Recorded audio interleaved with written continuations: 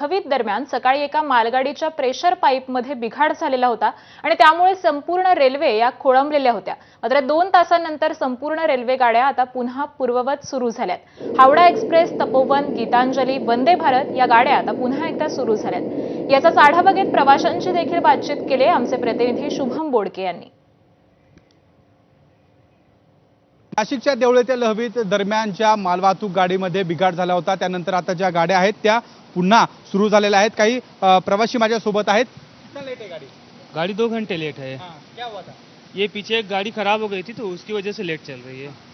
अब आपण बघतो या ठिकाणी जवळपास 2 तासांपासून ज्या गाड्या आहेत त्या ठिकाणी थांबलेल्या होत्या, खोळंबल्या होत्या। मात्र आता देवळालीपासून नाशिक रोडच्या दिशेने या गाड्या पुन्हा या ठिकाणी आता मार्गस्थ होताना पाहायला मिळत आहे। जवळपास 2 तासापासून ज्या लांब पल्ल्याच्या गाड्या होत्या त्या सगळ्या गाड्या लहवीच्या दरम्यान किंवा देवळाली परिसराच्या दरम्यान या ठिकाणी या थांबून ठेवण्यात आलेल्या होत्या। ज्या पद्धतीने ज्या मालवाहतूक गाडीमध्ये बिघाड झालेला होता त्या गाडीचं त्या ठिकाणी पूर्ण काम आता या ठिकाणी करण्यात आलेलं आहे आणि त्यानंतर हळूहळू या सगळ्या खोळंबलेल्या ज्या रेल्वे गाड्या आहेत त्या आता पुन्हा एकदा या ठिकाणी धावत असल्याचं पाहायला मिळते।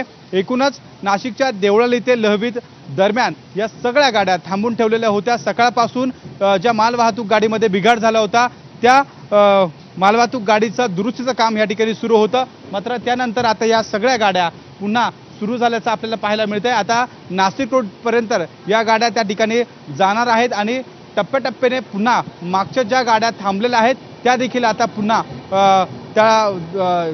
सुरू होतील अशी माहिती रेल्वे प्रशासनाच्या माध्यमातून देण्यात आलेली आहे। कॅमेरामन मयूर बारगेसह शुभम बोडके, एबीपी माझा, देवळाली, नाशिक। पुढची बातमी पाहूयात। याच मुसळधार पावसाचा रेल्वे वाहतुकीवर परिणाम झालेला आपण पाहिला।